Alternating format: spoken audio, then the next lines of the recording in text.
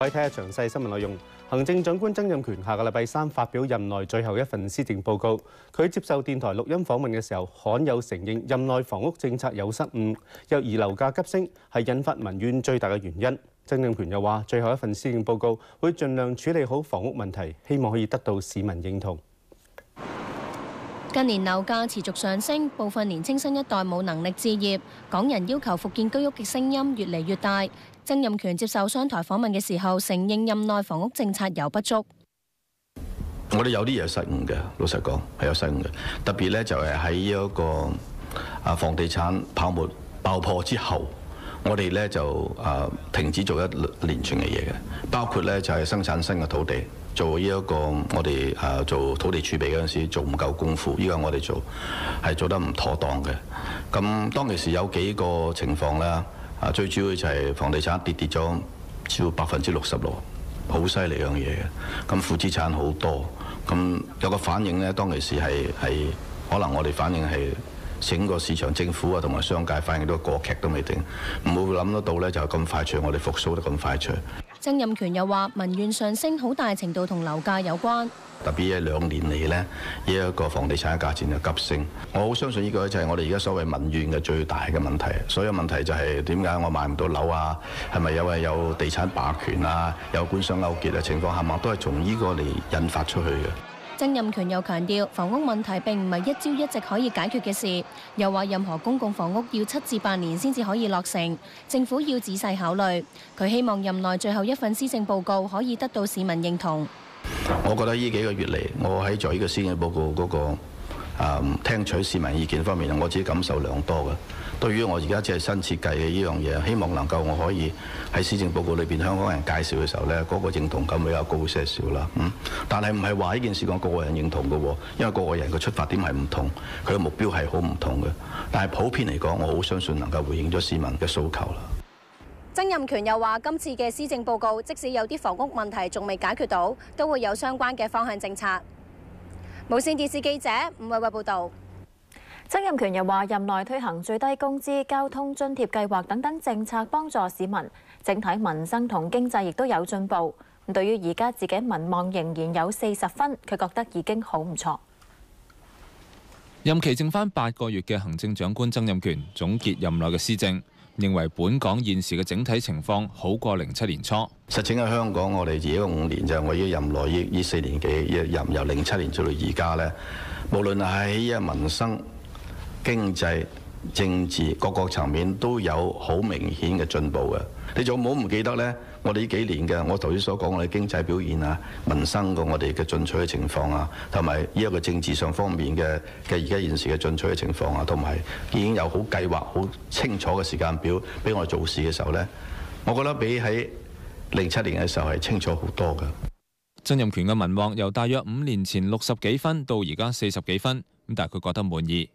我已經好彩嘅啦。如果經過7年嘅洗禮呢，如果仲有40分嘅時候咧，係相當唔錯。根本我好感激香港人對我嘅支持。我亦都係冇咁嘅妄想。過去咁多年，你自己覺得好用功做，你上任嘅時候都講我一定要做好呢份工。幾年落嚟嘅時候呢，市民有好多唔滿意啊，好多怨言。其實你自己嘅感受係乜嘢？我自己唔感覺到問題。頭先所講話一個多元化嘅社會，你不能夠要求人人都同情你，同埋同情你朝頭早起身話你而家做一日你而家做，我而家大家一日做14個鐘頭。但香港人係好公道嘅，亦都可以全面睇呢個問題。我哋呢幾年嚟，我哋自己會做到啲咩嘢呢？我哋幾辛苦都好，做咗個最低工資。另外，我哋又會做咗個交通津貼計劃。曾蔭權話：有時被港人埋怨，甚至辱罵，會感到唔開心。咁但係認為呢個係開放社會嘅正常現象。當然你問我話鬧你嗰陣時，你開唔開心啊？猛嗌你講鬧你嗰陣時，你講粗嗱，你開唔開心？梗係好艱難，好開心啊！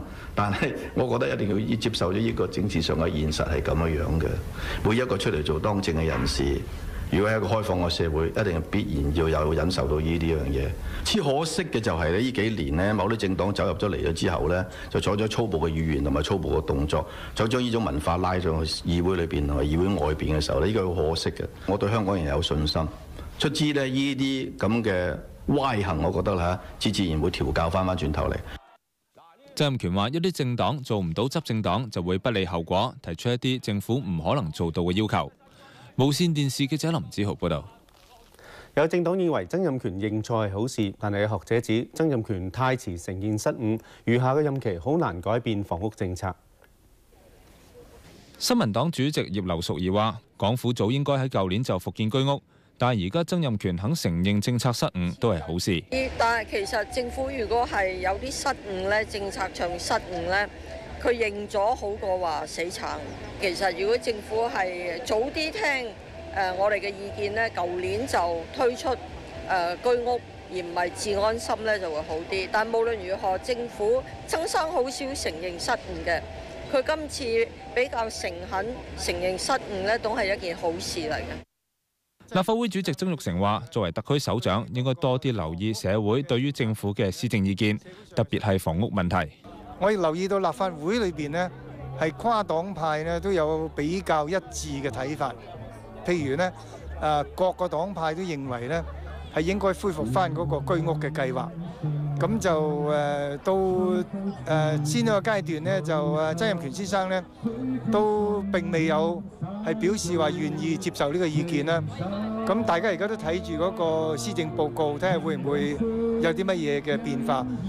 有研究本港房屋政策嘅學者話，社會一直有批評，話政府唔應該依賴勾地制度，變相將土地供應嘅主動權讓俾地產商。曾蔭權今日先至承認失誤係太遲。咁我會覺得房屋係其中一個好關節嘅地方，但係就唔係代表全部咯。今日佢嘅講法咧，似乎就將所有嘢賴晒落去，我覺得呢個係有少少以偏概全，同埋就算真係呢個判斷可能某種程度都係準確嘅都好啦，我會覺得有啲嚟得太遲咯，因為佢只有9個月時間，大家都明白9個月時間喺房屋政策唔會做到啲咩嘢㗎啦。有地產界人士就認為，雖然全球經濟面對下滑嘅風險，咁只要政府恰如其分咁樣供應土地，興建中下價嘅住宅單位，相信政策可以延續至到下一屆，亦都唔會令到樓市崩潰。咁你話係咪樓價會崩潰呢？我覺得就唔需要太擔心，因為你睇股市最近插水咁一跌2-3成，樓價都不為所動。咁證明樓市因為供應不足呢，嗰個市底咧就好鞏固嘅。政府而家嘅目標咧係每年2萬個單位。我相信咧短期如果你上升到25000到3萬都唔會造成太大影響嘅。施永青又認為增加土地供應有助舒緩租金上升，亦都有助解決市民嘅住屋需要。無線電視記者林子豪報道。行政長官曾蔭權嘅施政報告不時提及民意同管治嘅問題。佢曾經改革制度，加強管治，但民望反而下降。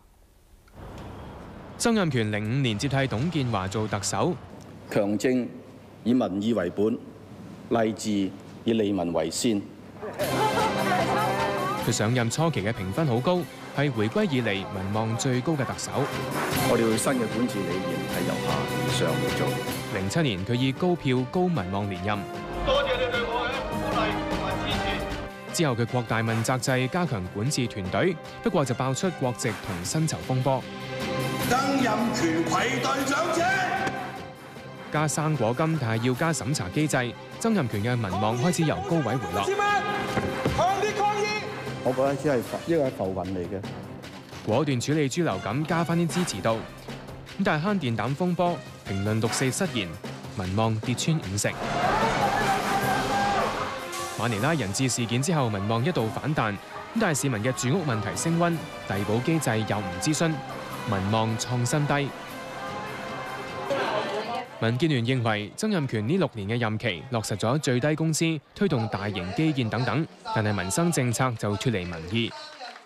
舉個例，嗰個生果金，我哋曾經提過佢，咁我哋覺得喂唔得啊！你俾開嚟嗰啲，你如果行呢度咧，個反應好大嘅咁，咁佢又有少少即係唔係好接受。民主黨就話，曾蔭權喺競選嘅時候承諾，喺制定政策嘅時候會俾議員更多機會參與，但係冇做到。鼓勵市民用慳電膽，呢個我相信唔係好爭議嘅。但係原來你話俾佢聽，我要做咧就要加你電費喎，但係佢冇同人講嘅喎，嘭一聲攞出嚟喎。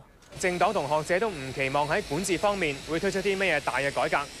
佢就期望下屆政府能夠吸取過去幾年嘅經驗，加強同議會政黨嘅溝通同合作。無線電視記者吳景俊報道。正被